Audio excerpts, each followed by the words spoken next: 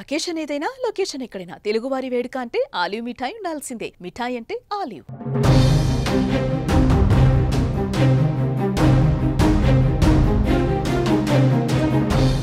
Operation Sindoor Pahalgam ఉగ్రదాడి తర్వాత 15 రోజుల తర్వాత భారత ప్రతీకార దారులకు దిగింది. పాకిస్తాన్లో ఉన్నటువంటి ఉగ్రవాద స్థావరాల లక్ష్యంగా మిసైల్స్ ప్రయోగించి అర్ధరాత్రి పాకిస్తాన్ గుండెల్లో నిద్రపోయింది. దీంతో భారత ప్రజలందరూ హర్షిస్తున్నారు.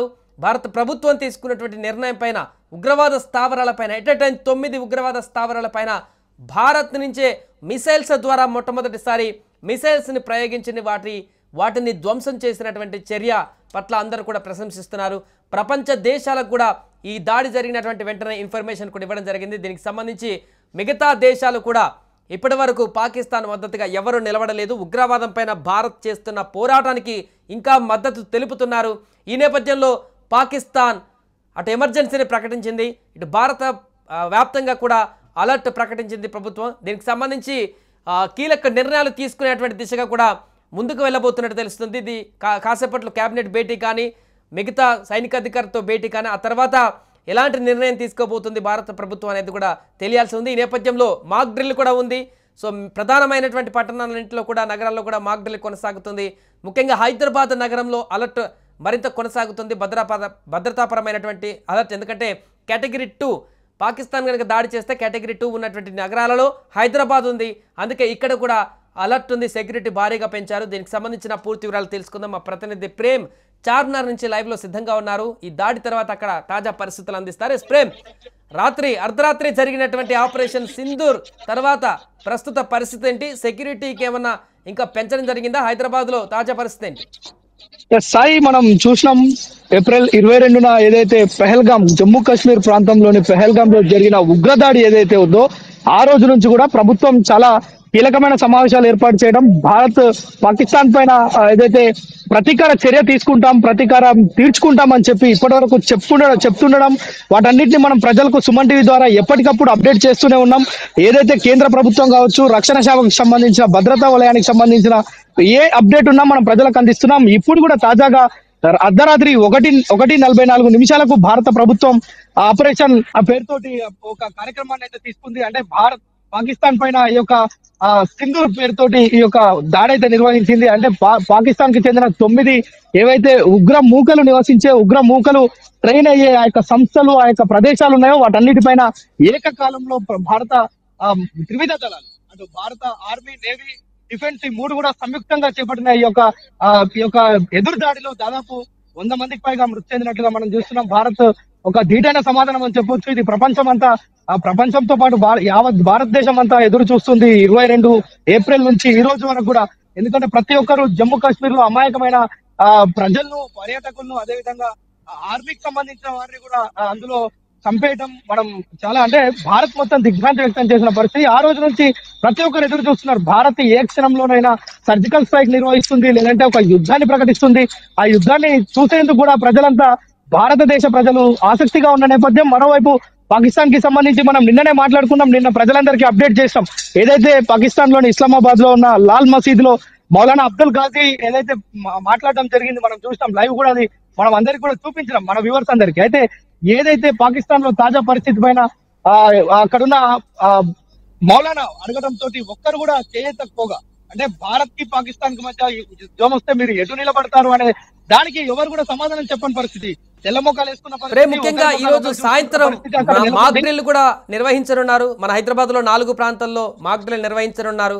సో దానికంటే ముందే అర్ధరాత్రి దాడైతే కొనసాగింది. మిసైల్స్ తోటి పాక్ ఉగ్రవాద స్థావరాలపైన దాడి చేసింది. సో ఇప్పుడు ఇది మాక్ డ్రిల్ లాగానే చూడొచ్చా, లేకుంటే అటు పాకిస్తాన్ నుంచి కూడా అక్కడ ప్రధాని ఇంకా ప్రగల్భాలు పలుకుతున్నారు, మేము దాడి చేస్తాం భారత్ మీద అనేటువంటి అంశాలు.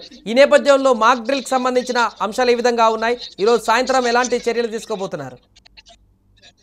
సాయి, మనం నిన్న సాయంత్రమే మనం చెప్పాం మాక్ డ్రిల్ కి సంబంధించి. ప్రభుత్వం ఎందుకు మాక్ డ్రిల్ నిర్వహిస్తుంది అంటే 1971 తర్వాత మళ్ళా ఈ రోజు మాక్ డ్రిల్ నిర్వహించేందుకు కారణం ఏంటంటే భారత సర్కార్ చాలా తన విచితంగా పరిశీలించి పాక్ పైన అటాక్ చేసేందుకు సిద్ధంగా ఉంది. ఏ క్షణమైన యుద్ధమే ఆవరించి ఉన్నాయని మనం నిన్నటి వరకు చెప్పుకున్నాం. కానీ అర్ధరాత్రి నుంచి యుద్ధం మేఘాలు బుల్లెట్లతోటి వర్షించాయి, అక్కడ కురిపించాయి. భారత్ సరిహద్దు ప్రాంతాలు పాకిస్తాన్ లో కూడా మొత్తం ఆ పొద్దున మనం ఉదయం లేవగానే సూర్యోదయాన్ని చూసాం. పాకిస్తాన్ మాత్రం నెత్తుటి మరకలను చూసింది.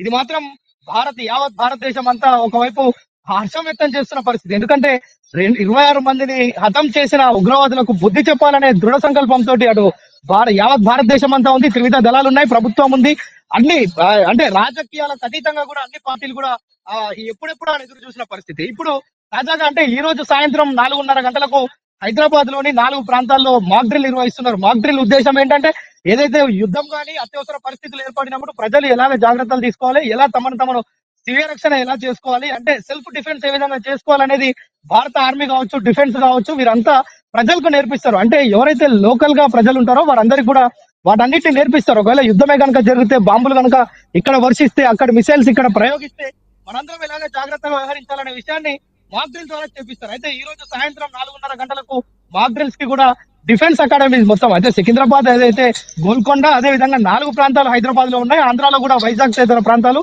మొత్తం దేశవ్యాప్తంగా 244 పాయింట్స్ ని ఇక్కడ మనం చూసాం. అంటే ఇక్కడ మొత్తం ఏర్పాట్లు చేస్తున్నారు.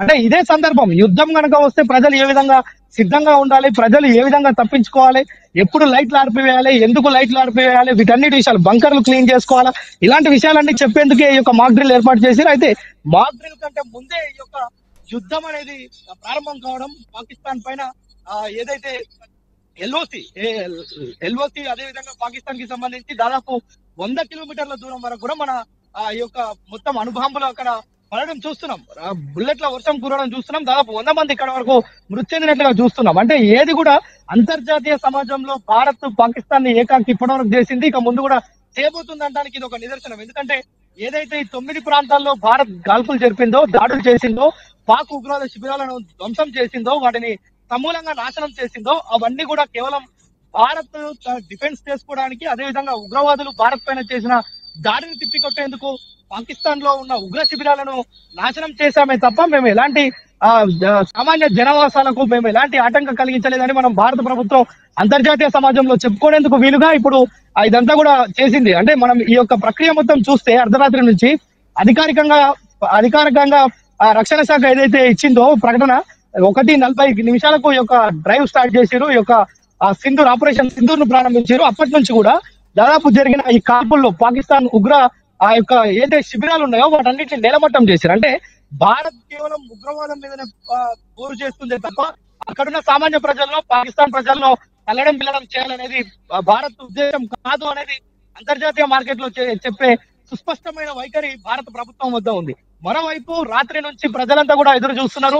ఈ యొక్క జై భారత్, భారత్ మాతకి జై అని అంటూ నినాదాలు చేస్తూ ఇప్పటికే రోడ్ల మీద వచ్చి సంబరాలు జరుపుతున్న పరిస్థితి. ఎందుకంటే ప్రతీకార చర్య ఏ విధంగా ఉంటుంది, పాకిస్తానే కాదు ప్రపంచ దేశాలు చూడాలని భారత ప్రజలు కోరుకున్నారు. అదే విధంగా భారత ప్రభుత్వం కూడా స్పందించి దానిపైన ఏదైతే ఖచ్చితమైన పాయింట్లు 9 ఎంచుకున్నారో అక్కడ ఉగ్రవాద శిబిరాలు, ఉగ్రవాద సంస్థలు ఉన్నాయనే ఒక సుస్పష్టమైన దాడులు నిర్వహించారని మాత్రం చెప్పుకోవచ్చు. Sai right, thank you Prem. So మొత్తానికి పహల్గామ్ దాడి తర్వాత అర్ధరాత్రి నిన్న ఆపరేషన్ సింధూర్ పేరుతో ఉగ్రవాద స్థావరాలపైన భారత సైన్యం దాడి చేయడం పట్ల పూర్తిగా రివెంజ్ తీర్చుకున్నట్టుగా, సక్సెస్ఫుల్ ఆపరేషన్ చేసినట్టుగా అయితే మనకు కనపడుతుంది. దీనికి సంబంధించి యావత్ భారతదేశ ప్రజలు హర్షం వ్యక్తం చేస్తున్నారు.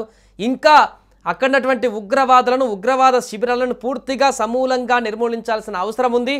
ఖచ్చితంగా ఇప్పుడు తీసుకున్నటువంటి చర్య చాలా గర్వకారణం. భారత ప్రభుత్వం తీసుకున్నటువంటి ఈ చర్య చాలా బాగుంది. ఇంకా కూడా పాకిస్తాన్ మూలాల్లోకి వెళ్ళి ఆ ఉగ్రవాదాన్ని పూర్తిగా సమూలంగా నిర్మూలించడానికైనా కూడా సిద్ధపడాలంటూ కూడా చాలామంది అభిప్రాయాన్ని వ్యక్తం చేస్తున్నారు. ఏదేమైనా దీనికి సంబంధించి ప్రస్తుతం పాకిస్తాన్ ఇప్పటికే బార్డర్లో విచ్చలవిడిగా కాల్పులు జరుపుతూ అక్కడున్నటువంటి బార్డర్లో స్థానిక అమాయక ప్రజలను కూడా అక్కడ చంపేసే ప్రయత్నం చేస్తున్నట్టుగా వార్తలు వస్తున్నాయి. అటు మన బలగాలు కూడా ధీటుగా అట్నుంచి కాల్పులను తిప్పికొడుతున్నారు. ఏదేమైనా కూడా ప్రస్తుత ఉద్రిక్త పరిస్థితుల్లో ఇంకా నెక్స్ట్ భారత్ ఏం తీసుకోబోతుంది, అటు పాకిస్తాన్ ఎలాంటి కవ్వింపు చర్యలకు పాల్పడబోతుంది అనేది ఆసక్తికరంగా మారింది. సుమన్ టీవీలో మీ పర్సనల్ అండ్ బిజినెస్ ప్రమోషన్స్ కోసం కింది నెంబర్కి కాంటాక్ట్ చేయండి.